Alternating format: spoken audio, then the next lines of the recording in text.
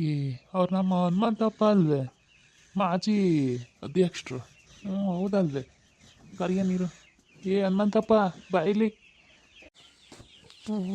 ರಾಮಣ್ಣರು ಯಾಕೆ ಕರಿತಾವ್ರೆ ನೋಡ ನೀರು. ಏನು ರಮಣ, ಯಾಕೆ ಹೋಗಿದ್ದು? ಬಾರಪ್ಪ ಇಲ್ಲಿ ನೀನು. ಏನೋ ನಿನ್ನ ಹತ್ರ ಒಂದು ವಿಷಯ ಮಾತಾಡಬೇಕಾಗಿತ್ತು, ಬಾಯಿಲಿ. ಅದೇನು ಹೇಳಿ ರಮಣ, ನನಗೆ ಕೆಲಸ ಐತೆ, ಹೋಗ್ಬೇಕು. ಈ ಸರ್ತಿನ ಗ್ರಾಮ ಪಂಚಾಯತಿ ಎಲೆಕ್ಷನಿಗೆ ನಿಂತ್ಕೊಂತೀನಪ್ಪ. ಈ ಸತಿನೂ ನಿಂತ್ಕೊಳ್ಳೋಣ ಅಂದ್ಕೊಂಡಿದ್ದೀನಿ.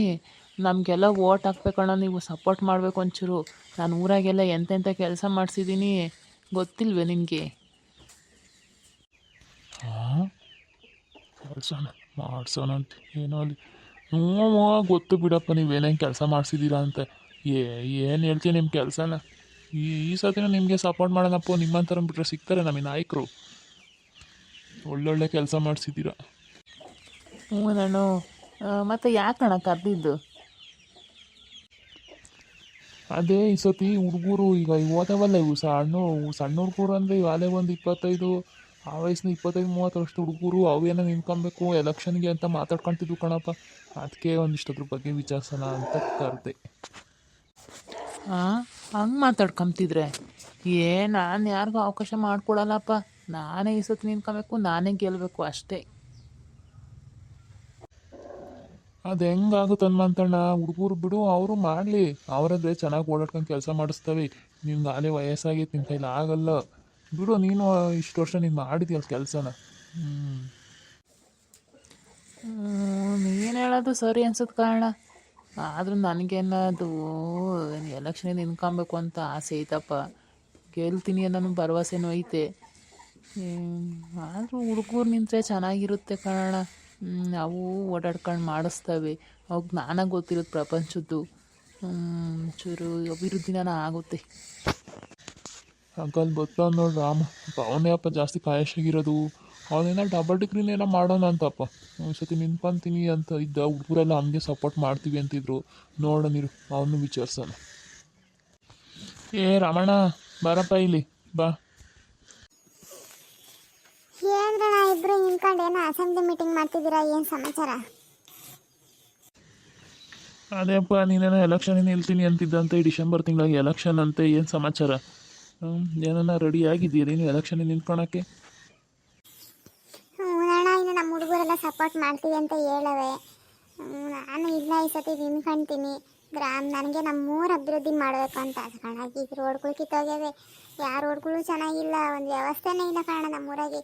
ಒಂದು ಊರು ಉದ್ಧಾರ ಆದರೆ ನೋಡಪ್ಪ, ಒಂದು ಗ್ರಾಮ ಪಂಚಾಯತಿ ಉದ್ಧಾರ ಆಗುತ್ತೆ, ಹೋಬಳಿ ಉದ್ಧಾರ ಆಗುತ್ತೆ, ಹಿಂಗೆ ಹಂತವಾಗಿ ಉದ್ಧಾರ ಆಗುತ್ತೆ. ಎಲ್ಲ ಊರಾಗೂ ಅಷ್ಟೇ. ನಮ್ಮಂಥ ಹುಡುಗರು ನಿಂತ್ಕೊಂಡು, ಒಳ್ಳೆ ಹುಡುಗರು ಎಲೆಕ್ಷನ್ನಿಗೆ ಅವರು ಕೆಲಸ ಮಾಡಿದ ಕಾರಣ ಊರು ಉದ್ಧಾರ ಆಗೋದು. ಇಲ್ಲೇ ನಿಂತೈತಲ್ಲ ಇವಣ್ಣ ಪಕ್ಕದಾಗ ಹನುಮಂತಣ್ಣ, ಅದು ಏನೀಗ 5 ವರ್ಷ ಕೆಲಸ ಮಾಡಿಸ್ತಾ ಏನೋ ಒಂದು ರೋಡ್ ಮಾಡಿಸಿಲ್ಲ, ಒಂದು ಚರಂಡಿ ಕ್ಲೀನ್ ಮಾಡಿಸಿಲ್ಲ, ಏನು ಮಾಡಿಸಿಲ್ಲ. ಯಾರಿಗ ವಯಸ್ಸಾದವರಿಗೆ ಒಂದು ದುಡ್ಡು ಬರೋಂಗೆ ಮಾಡಿಸಿಲ್ಲ, ಯಾರು ರೇಷನ್ ಕಾರ್ಡ್ಗಳು ಮಾಡಿಸಿಲ್ಲ. ಯಾರು ದುಡ್ಡು ಕೊಡ್ತಾರ ಅದು ಕಡೆ ಜೈ ಅಂದ್ಕೊಂಡು ಇವಣ್ಣ ಸುಮ್ಮನೆ ಮೆಂಬರ್ ಆಗಿದ್ದೆ, ವೇಸ್ಟ್. ಅದಕ್ಕೆ ಬೇರೆ ಅಧ್ಯಕ್ಷ ಬೇರೆ ಆಗಿದ್ದೆ. ನೀ ಸರಿಯಾಗಿ ಹೇಳ್ತೇನೆ ನೋಡ ನೀನು ರಮಣ. ಕರೆಕ್ಟಾಗಿ ವಯ್ಯ ಇದೇ ಮಾಡಿರೋದು. ನೀ ಯಾರು ದುಡ್ಡು ಕೊಡ್ತಾರ ಅವ್ರಿಗೆ ಕೆಲಸ ಮಾಡಿಕೊಡೋದು, ಬಡವ್ರ ಬಗ್ರಿಗೆ ಏನು ಉಪಯೋಗ ಮಾಡಿಕೊಟ್ಟಿಲ್ಲ. ಅಣ್ಣ ಏನ್ರಣ್ಣ ಹಿಂಗಂದ್ಬಿಟ್ರಿ? ರಮಣ, ನೀನು ನೋಡ್ತೀನಿ ನಾನು. ನೀನು ಇನ್ನು ನಿನ್ಕೊಂಡು ಗೆಲ್ತೀಯಲ್ಲ, ಗೆದ್ದು ನೀನೇನು ತಬಾಕ್ತೀಯ ಅಂತ. ನೀನು ಮೆಂಬರ್ ಆಗು, ಗೊತ್ತಾಗುತ್ತೆ ನಿನಗೂ ಅವಾಗ ಕೆಲಸ ಮಾಡಿಸ್ಬೇಕು ಅನಿಸಿಲ್ಲ. ದುಡ್ಡು ಯಾವ್ದಾದ್ರು ಬರ್ತೈತೆ ಅದನ್ನೆಲ್ಲನ ತಗೊಂಡು ಜೋಬಕ್ಕೆ ಹಾಕೊಬೇಕು ಅನ್ನಿಸ್ತಿರ್ತೈತಿ. ನಾನು ನೋಡ್ತೀನಿ, ಊರಾಗೆ ಇರ್ತೀನಿ, ಎಲ್ಲೂ ಹೋಗಲ್ಲ. ನೋಡ್ತಿರು ಅದು ಹೆಂಗೆ ಗೆದ್ದು ದಬ್ಬಾಕು. ಅಣ್ಣ, ನಾನು ಎಲೆಕ್ಷನ್ ನಿಲ್ತಿರೋದೇ ಊರು ಉದ್ಧಾರ ಮಾಡಬೇಕು ಅಂತ. ನಾನಂತಕ್ಕೆಲ್ಲ ಆಸೆ ಪಡಲ್ಲ. ನೋಡ್ತಿರೋ ಅಂತ ನಾನು ಹೆಂಗಿರ್ತೀನಿ ನೋಡು, ನಾನು ಹೆಂಗೆ ಕೆಲಸ ಮಾಡಿಸ್ತೀನಿ ಅಂತ ನೋಡಿ ಕಲಿಬೇಕು. ಇನ್ನು ಮುಂದೆ ಎಲೆಕ್ಷನ್ ನಿಂತ್ಕೊಂಡ್ರೆ ನಾನು ನೋಡಿ ಕಲಿಬೇಕು. ಹಂಗೆ ಮಾಡ್ತೀನಿ ಊರ. ಚಾಲೆಂಜ್ ನಂದು.